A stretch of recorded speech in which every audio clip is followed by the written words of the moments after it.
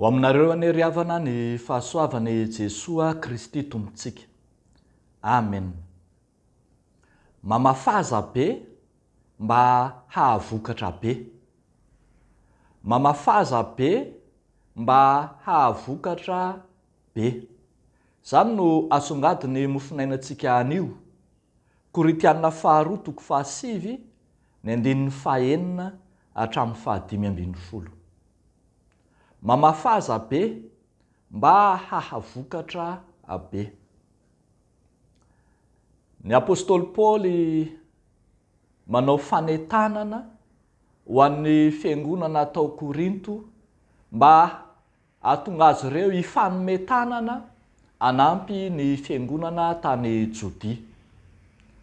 Fantatry apôstôly Paoly tsara fa manana fahafahana anao izany fanampiana izany ireto fiangonana tany Korinto ireto.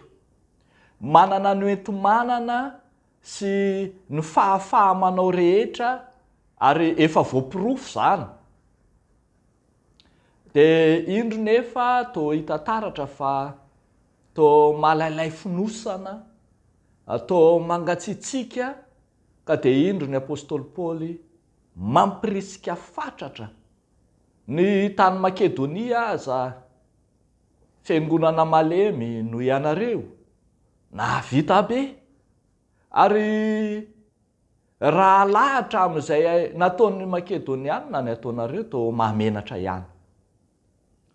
Noho izany indrindra dia nasongadin'ny apôstôly Paoly ny hasina mahazava-dehibe ny fanahy fanolorana na ny fanomezana ho an'Andriamanitra. Misy valiny lehibe na eo amin'ny tena manokana, amin'ny kristianina tsiraray, na eo amin'ny ivon'ny fiangonana, ny fanahy fanolorana na ny fanomezana, ary aseho eto fa arakaraka ny habetsaky ny azakazaky ny fanompoana, ny fahombiazana izay andrasana, ny vokatra rahateo.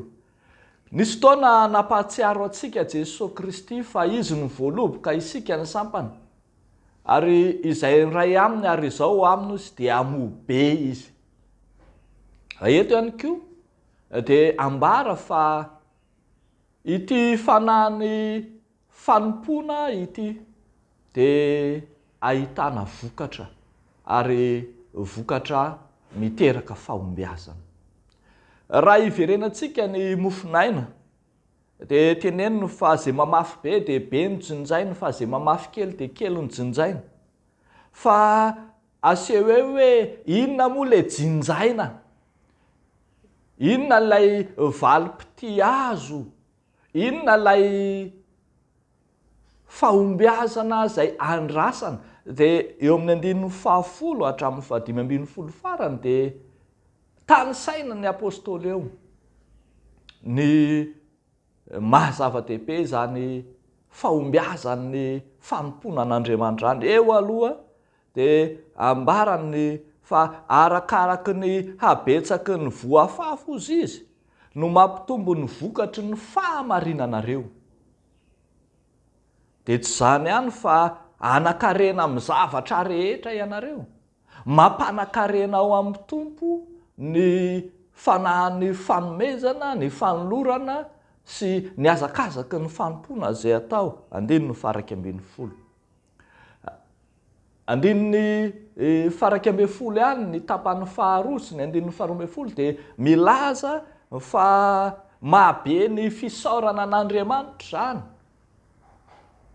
Ary hitantsika fa amin'ny 13 fa mampiroborobo ny filazantsara ny Kristy. Tsy ho hita tany saina, tsy voafaritra ny tamby ateraky ny hazakazaky ny fanompoana izay atao. An'Andriamanitra ny manome an'izany rahateo, fa hoy ny 15 manao hoe isaorana ny Andriamanitra noho ny fanomezany tsy azo tononony. Te ilaza fa tsy ho voatanisan'ny fisainany olombelona ny vokatra ny amin'ny hazakazaky ny fanompona. Ry havako malala ao amin'ny tompo, ry fiangonan'Andriamanitra malala, fiangonana natsoan'Andriamanitra hanompo isika, fiangonana nofidiana manokana manana ny fanahany fitoriana ny filazany tsara. Zany no vocation ananan'ny fiangonana FJKM ny amin'ny mahafiangonana missionnaire azy, ka tsy tokony halalay finosana mihitsy ny fiangonana ny amin'ny fitoriana ny filazany tsara, ny amin'ny famaritana tetikasa sy ny teti-bola ao amin'ny fitoriana ny filazany tsara. Tsy ho be fanahinana, fahatahorana, na tahotra, na fisalasalana hoe so be loatra zany, so de andany vola fotsiny tsika, so de tsisy vokany akory. Ry havako, tsia. Arakaraky ny ampitombotsika, ny tetik'asatsika sy ny teti-bolatsika ho amin'ny asa fitoriana ny filazany tsara, ho amin'ny fanomezana, fanolorana, fitsinjovana ny hafa, no hitombony ny fahasoavan'Andriamanitra amin'ny fiangonana, ampaherezan'Andriamanitra ny fiangonana ka irobirobony mandrakariva. Zay mamafy kely de kely nojinjaina. Sahy ary mamafy betsaka. Sahy manao dingana lehibe ho amin'ny asa fitoriana ny filazany tsara. Sahy mamaritra teti-bola lehibe ao anatin'ny sampana, na ny fikambanana, na ny fiangonana, na ny fitandremana, ho amin'ny asa fitoriana ny filazany tsara. Andriamanitra zay antefany ny asa fitoriana filazany tsara no manome fahombiazana sy ny tamby valim-pity rehetra aorian'izany. Azo antoka ny vokatra arak'izany, satria vokatra eo am-pelatanan'Andriamanitra. Ny anjarantsika dia ny mitondra ny fahasahintsika hanolotra izay azo atolotra rehetra. Dia ho an'Andriamanitra irerian'ny voninahitra. Amen. Ivavaka isika. Misaotra anao zay Jesosy Tompo noho ny amoazanao anay tsy tapaka ny amin'ny fanahin'ny fanompona, ny fanahin'ny fitoriana ny filazany tsara, ny fanahin'ny fanomezana, ka tsy ahihitra na hihirim-belona ny amin'ny izay atotona ao amin'ny fitoriana ny filazany tsaranao. Fantatray fa eo am-pelatananao zany, ary eo an-tananao ihany koa ny vokatra sy ny fahombiazana terak'izany. Dia mametraka eo ambany fahasoavanao zay ny fahasahin'ny fiangonana sy ny fikambanana rehetra anao dingana lehibe ho amin'ny asa fitoriana ny filazany tsara. Fa mametraka eo ambany fahasoavanao koa zay Tompo zao herinandro vaovao dia avina izao.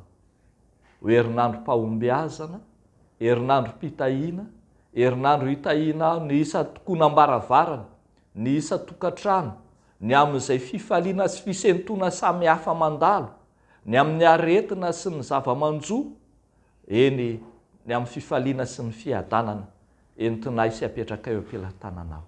Dia ny fahasoavanao Jesosy omba ny tsiraray avy. Amin'ny anaranao nanaovanay izany vavaka izany. Misaotra Tompo. Amen.